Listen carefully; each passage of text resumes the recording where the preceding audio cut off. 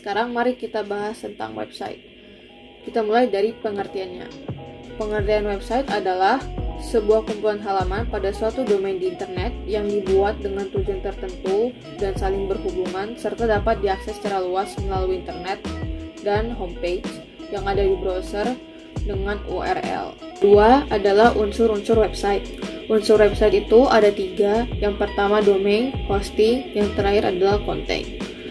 Domain itu adalah jika kita ibaratkan dengan produk, maka domain itu adalah nama dari produk atau merek. Penggunaan domain yang menarik akan membuat orang tertarik untuk memasuki suatu website. Pemilihan nama domain yang unik atau yang berbeda dari yang lain membuat orang juga akan mengingat untuk berkunjung berkali-kali. Yang kedua adalah hosting. Hosting juga nggak kalah penting karena hosting itu perannya menyimpan semua database seperti script, gambar, video, teks, dan lain-lain. Yang terakhir adalah konten. Konten di sini yang dimaksud adalah isi dari websitenya, seperti teks, gambar, atau video. Karena kalau nggak ada konten, website itu kayak tidak bertujuan sama sekali, tujuannya tidak jelas. Jadi harus diisi kayak teks, gambar, atau video. Nah, macam-macam konten yang ada di website itu banyak. Yang saya sebut di sini ada sosial media, website berita, website jual beli atau website e-commerce atau website jualan online, sama website yang isinya buat minat, bakat, atau hobi dari masyarakat. Yang ketiga adalah blog. Blog biasanya berisi artikel yang bertujuan untuk berbagi pengetahuan, ide, atau pengalaman tulis. Contohnya itu www.atinawan.blogspot.com atau www.kelas11ips1.blogspot.com, karena tujuannya itu untuk berbagi pengetahuan atau berbagi pengalaman. Untuk artikel yang diterbitkan juga di blog itu beda-beda. Ada yang di set uploadnya untuk 1 hari 1 artikel atau 1 artikel untuk 1 seminggu. Hal ini tergantung dari kualitas artikel yang dibuat dan jumlah penulis yang ada di blog itu. Sekarang mari kita bahas tentang jenis-jenis website.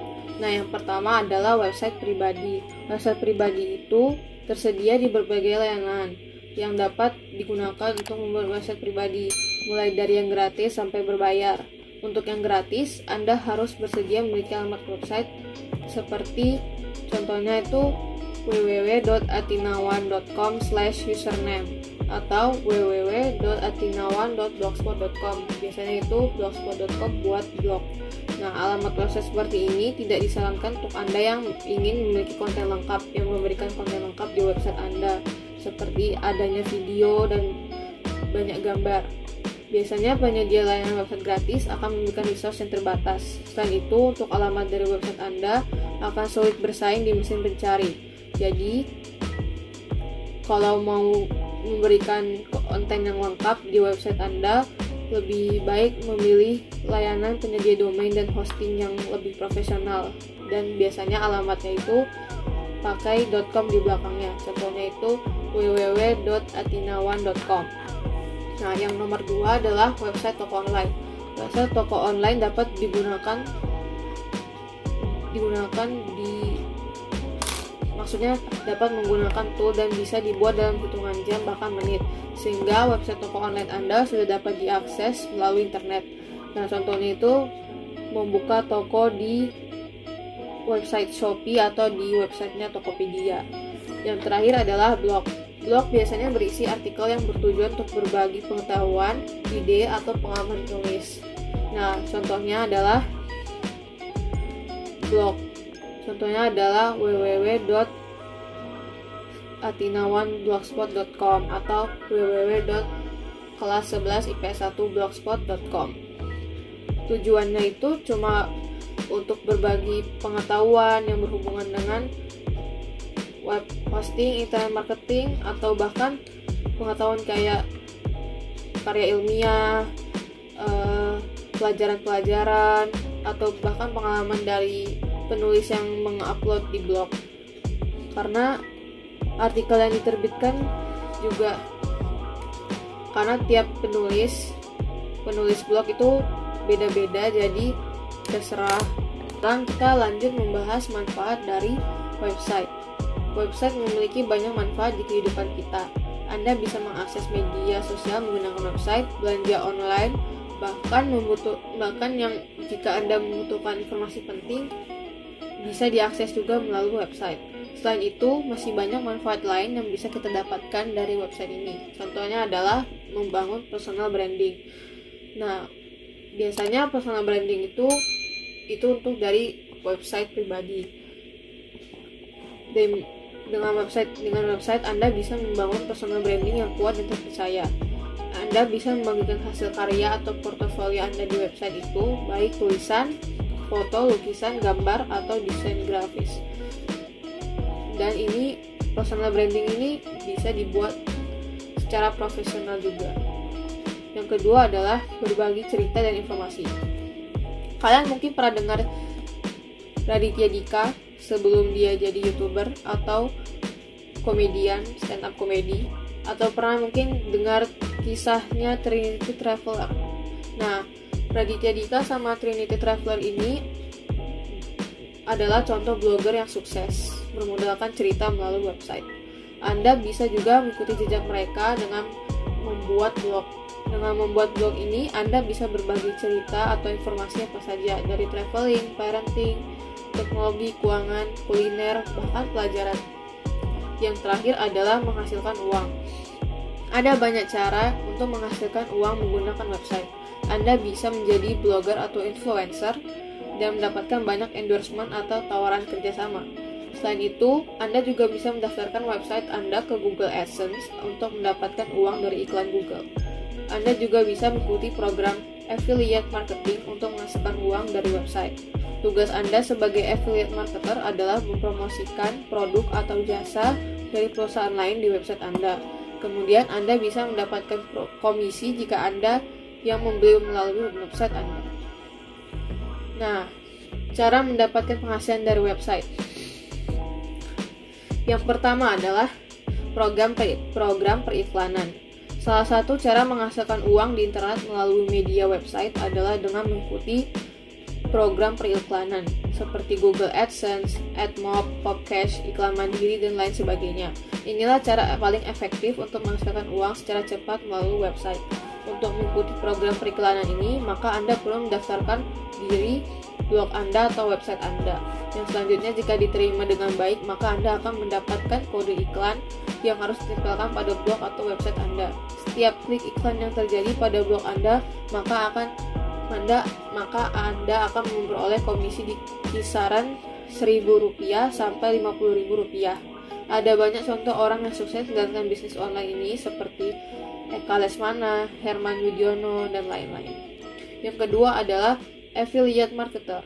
Cara lain untuk mendapatkan uang dari website dengan cara menjadi seorang internet marketing. Pengertian affiliate internet marketing sendiri yaitu mereka yang menjualkan barang milik orang lain secara online. Jadi, jika terjadi penjualan oleh mereka, maka mereka berhak mendapatkan komisi yang besarannya sudah disepakati sebelumnya dari pemilik afiliasi. Contohnya adalah Lazada, Ratakan, Domainesia, dan lain-lain. Kalau untuk contoh dari mancanegara itu ada Clickbank, Amazon. Nah, terakhir adalah toko online. Penghasilan yang bisa didapat dari website bisa juga menggunakan cara membuka toko online. Ada banyak orang yang sukses membuka toko online di blog maupun website secara berbayar maupun gratisan. Namun, biasanya cara didapat dari website toko online berbayar lebih mudah ketimbang blogspot atau yang gratis, mengingat lebih kredibel, profesional, dan meyakinkan. Di toko online sama seperti toko offline di dunia nyata, kamu dapat menjual berbagai barang yang sangat lengkap di toko online bersangkutan. Dari mulai perabotan rumah tangga, pakaian, baju, celana, komputer, laptop, aksesoris, buku, elektronik, dan makanan minuman. Barang yang ditampilkan atau dijual toko online bisa barang buatan sendiri ataupun produk orang lain dengan menggunakan sistem dropship atau reseller. Penulis pun membuka toko online dengan menggunakan website gratisan dan ternyata pelanggannya cukup besar yang tersebar dari berbagai penjuru daerah di Indonesia. Dalam membuka bisnis toko online, pastikan Anda menjual produk-produk yang sedang laris atau lagi sedang tren, berkualitas baik, dan tren penjualannya sedang meningkat, supaya bisnis toko online banyak membeli. Perkenalkan, saya Farika. Di sini saya akan menjelaskan tentang pembuatan aplikasi komputer. Nah, yang pertama itu kita akan bahas tentang aplikasi ini. Yang kedua, keunggulan dan perbandingan. Yang ketiga itu strategi. Yang keempat itu aspek ekonomi dan bisnis. Nah, pembuatan aplikasi komputer yang kita buat ini bernama Notinawan. Jadi, Notinawan ini adalah aplikasi yang memudahkan penggunanya. Yang pertama itu mengubah dokumen Word lainnya menjadi PDF. Jadi itu kalau misalnya ada dokumen lain yang mau di PDF-in bisa di aplikasi ini. Terus yang kedua, dia itu bisa buat catatan Word lainnya gitu loh, beda sama aplikasi yang lainnya. Dia ini juga ada fontnya itu banyak baru-baru. Terus itu selanjutnya saya akan menjelaskan keunggulan dari aplikasi ini. Yang pertama, dia menyediakan font yang lebih unik dengan mengaktifkan paket premium. Nanti akan dijelaskan. Terus yang kedua, memudahkan pengguna untuk berkreasi dengan catatannya. Yang ketiga, dapat mengubah dokumen Word menjadi file PDF seketika. Yang keempat, loggingnya dengan mudah menggunakan akun Google atau Facebook. Terus itu, yang keempat, dengan mengaktifkan paket premium, Anda juga bisa mengakses aplikasi tanpa gangguan iklan. Terus yang terakhir, dia ini memiliki fitur print sehingga dapat memudah dalam proses print dan ukurannya dapat disesuaikan, jadi banyak pilihannya ukurannya itu. Selanjutnya saya akan bahas analisis SWOT-nya. Nah, analisis SWOT-nya ini ada kelebihan, kelemahan, peluang usaha, dan ancaman. Kelebihan atau strength. Kelebihannya itu terdapat beragam font dan tema. Yang kedua, terdapat fitur print. Yang ketiga, terdapat paket premium. Yang keempat, bisa langsung mengubah dokumen Word menjadi file PDF. Lalu pulang usahanya.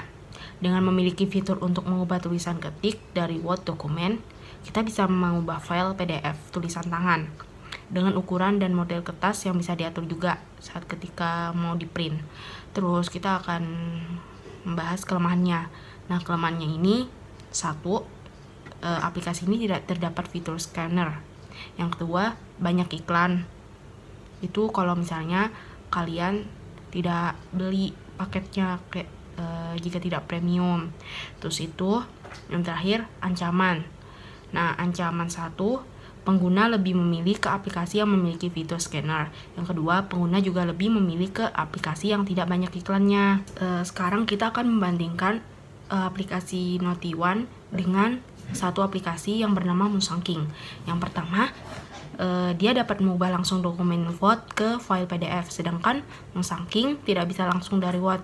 Dia harus difoto terlebih dahulu. Lalu yang kedua, tidak dapat men-scan, sedangkan Musangking dapat men-scan. Yang ketiga, terdapat berbagai macam font, sedangkan Musangking fontnya menyesuaikan. Yang keempat, kalau Notiwan selalu ada perbaruan, sedangkan Musangking tidak ada pembaruan sama sekali. Yang kelima, Notiwan ada yang berbayar, sedangkan Musangking tidak berbayar. Yang terakhir, terdapat fitur print dan bisa mengubah ukuran kertas. Sedangkan Musangking terdapat fitur print, namun dia tidak bisa menyesuaikan kertas. Untuk strategi pemasarannya, kami menggunakan media sosial karena yang pertama, memberikan informasi yang menarik bagi calon konsumen. Yang kedua, membantu pencarian target konsumen lebih efektif. Yang ketiga, memperluas target pasar. Yang keempat, meningkatkan BA dan promosi biaya yang minim.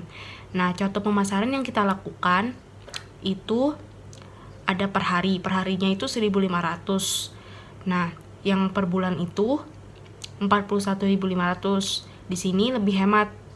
Nah, yang terakhir gratis. Gratis itu digunakan buat kalian kalau kalian adalah pengguna baru. Jadi pertama itu kalian dikasih gratis untuk 1 minggu.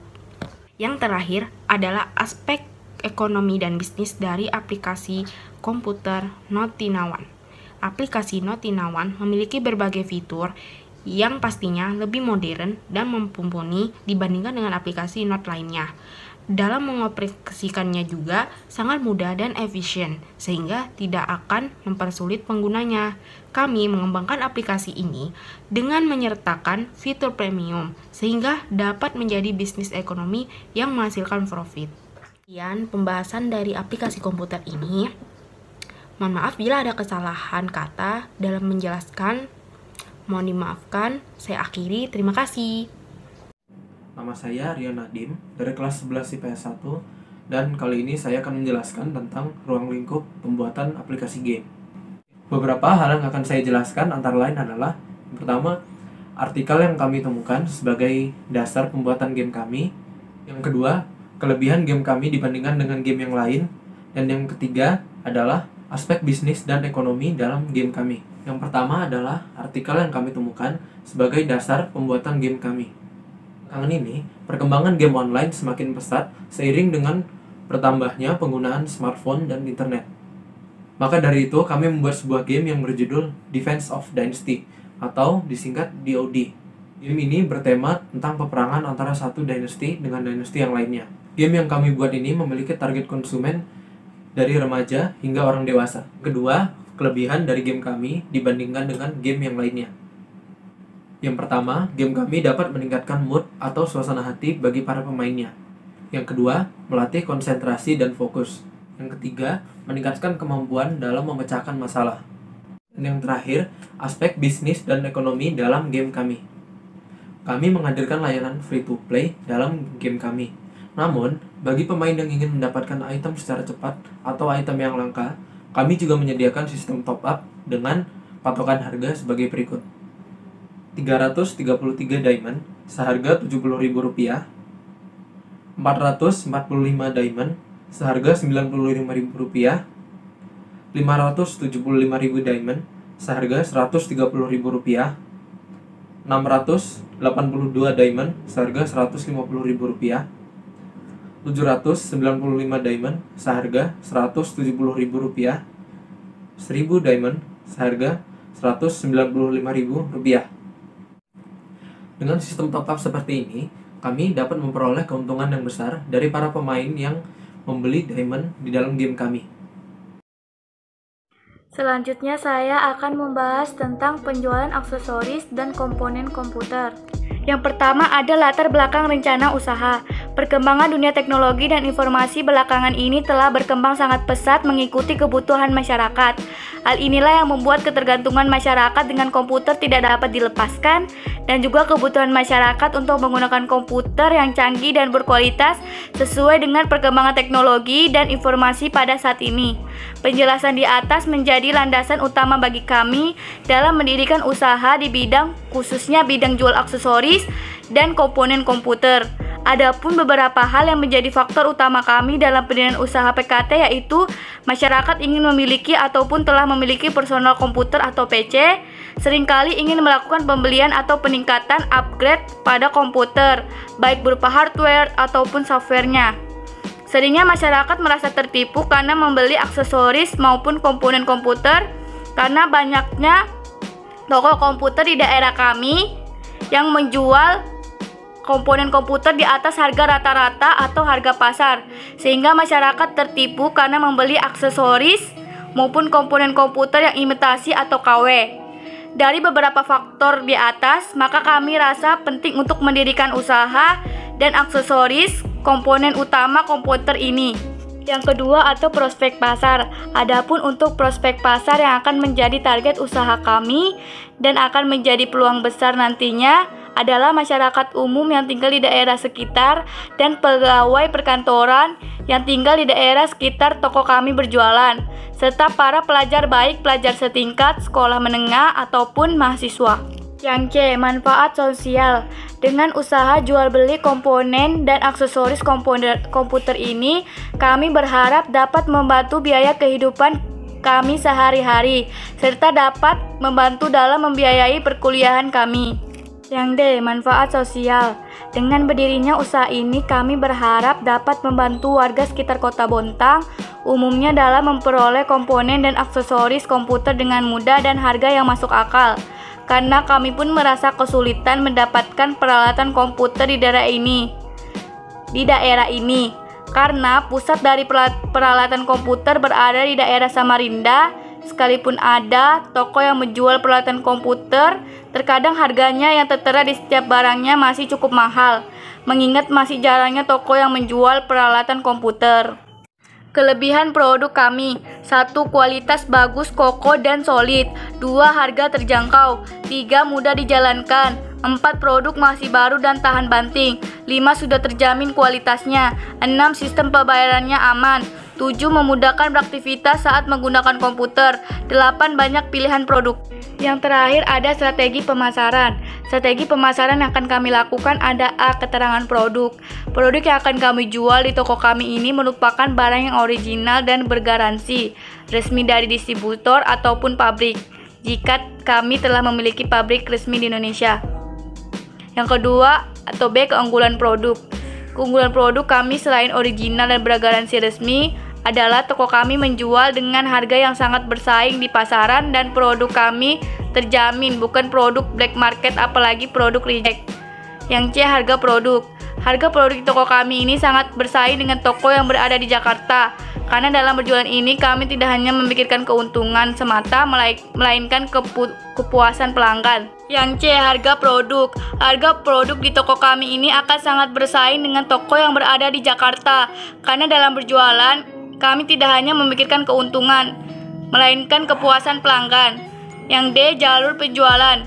Kami berencana untuk berjualan baik online melalui internet, mengingat sudah makin canggihnya teknologi internet belakangan ini, khususnya dalam bidang e-commerce atau secara langsung dengan cara berjualan di toko.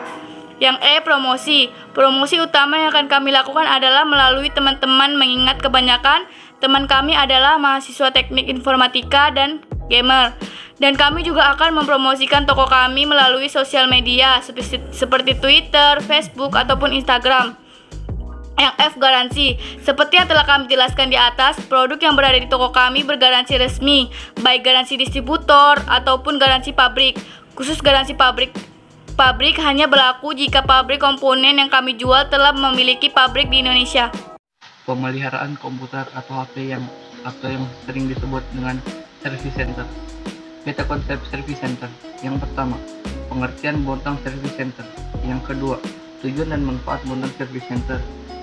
Yang ketiga, mengapa harus Bontang Service Center. Yang keempat, aspek ekonomi Bontang Service Center. Pengertian Service Center. Bontang Service Center merupakan pelayanan jasa perbaikan komputer, laptop maupun handphone. Tujuan dan manfaat Service Center untuk memudahkan pengguna PC, laptop maupun handphone dalam perbaikan jika terjadi kerusakan. Bontang Service Center juga bermanfaat membantu memudahkan para pengguna PC, laptop maupun handphone jika terjadi kerusakan. Bontang Service Center juga bermanfaat dalam membantu perekonomian para pengguna PC, laptop, serta handphone, sebab penggunaan tidak perlu membeli produk jika terjadi kerusakan, yang tentunya juga akan lebih menguras kantong jika membeli produk yang baru. Mengapa harus Bontang Service Center? Bontang Service Center memiliki keunggulan yang berbeda dengan pelayanan jasa lainnya. Bontang Service Center sangat baik dalam pelayanan serta pengerjaan produk, yakni mengutamakan perbaikan komputer, laptop maupun handphone dengan cepat, namun kualitas produk setelah perbaikan tetap terjamin aman. 1. Harga perbaikan murah di kantong. 2. Pelayanan ekstra cepat dan terjamin efektif.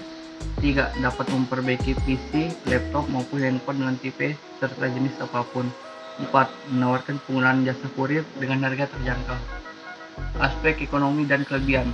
Aspek ekonomi terhadap Bontang Service Center ialah dapat meningkatkan ekonomi rumah tangga melalui terbukanya kesempatan lapangan kerja bagi masyarakat, sekaligus mengurangi angka pengangguran.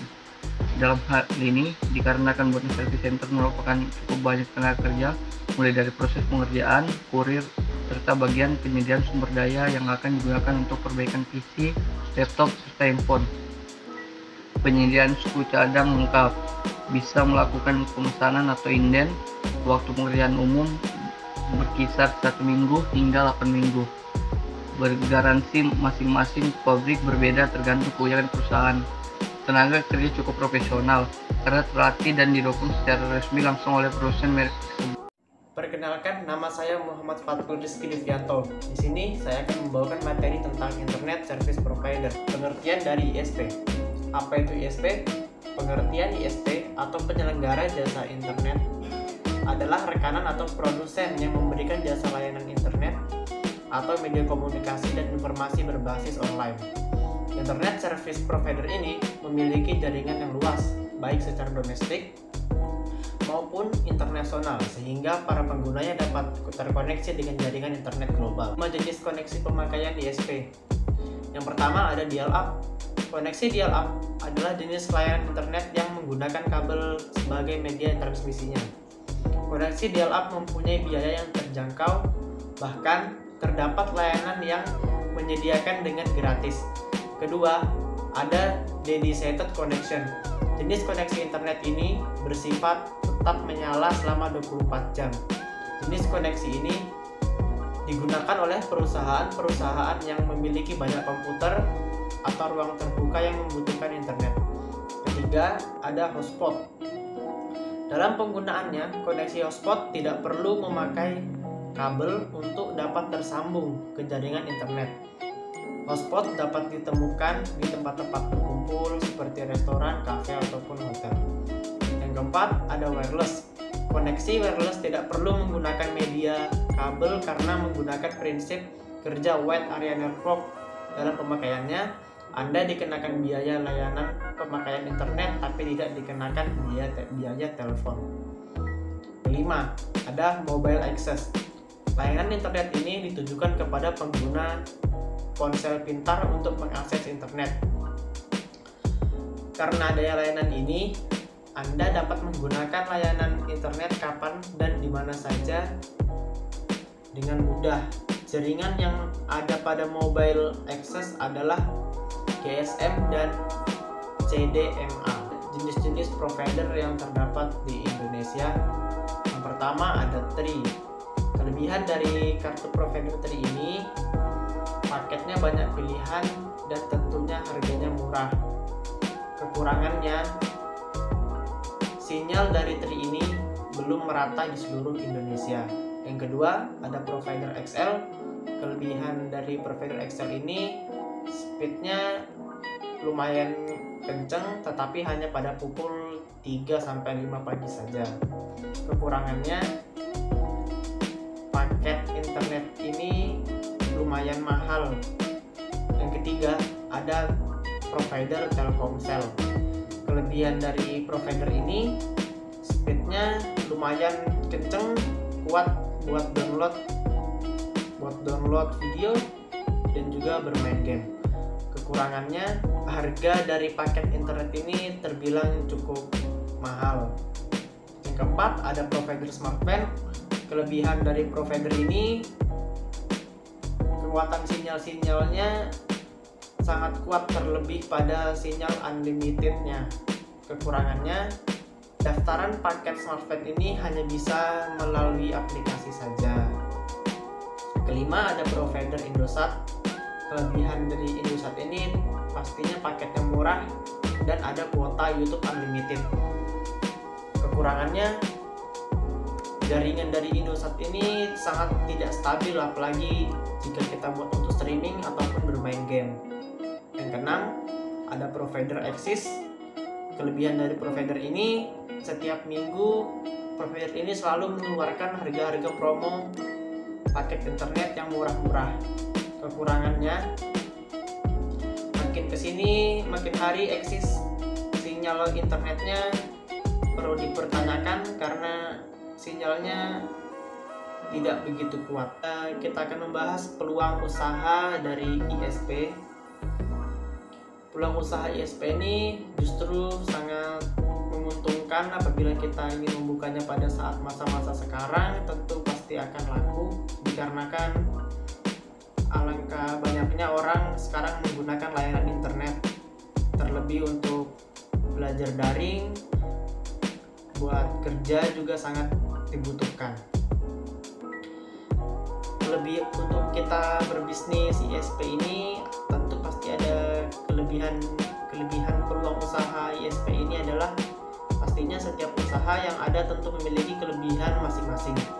Begitu juga dengan usaha sebagai jasa penyedia layanan internet ini. Kelebihannya bukan hanya dibutuhkan oleh masyarakat banyak, namun juga tidak terlalu banyak saingan. Untuk membuka layanan ISP ini, kita juga harus memperhatikan wilayah yang akan kita buka usaha bisnis ISP ini. Kita harus lihat apakah di sini masih sedikit terdapat provider yang terdapat di daerah tersebut. Apabila sedikit, tentu pasti kita akan lebih leluasa untuk mengembangkan usaha ISP kita tersendiri. Kekurangan peluang usaha jadi ISP adalah selain terdapat kelebihan, juga terdapat kekurangan yang menyertai peluang usaha jadi internet service provider. Kita tentu ingin memiliki usaha yang sukses. Untuk menjalankan bisnis ini, kita harus memiliki kerjasama yang baik dengan orang-orang yang pakarnya pastinya ahli dalam hal ISP ini. Kalau kita tidak bekerja sama dengan mereka yang sudah sangat menguasai ISP ini, tentu pasti tidak akan berkembang bisnis kita, tentu akan ya seperti gitu-gitu aja.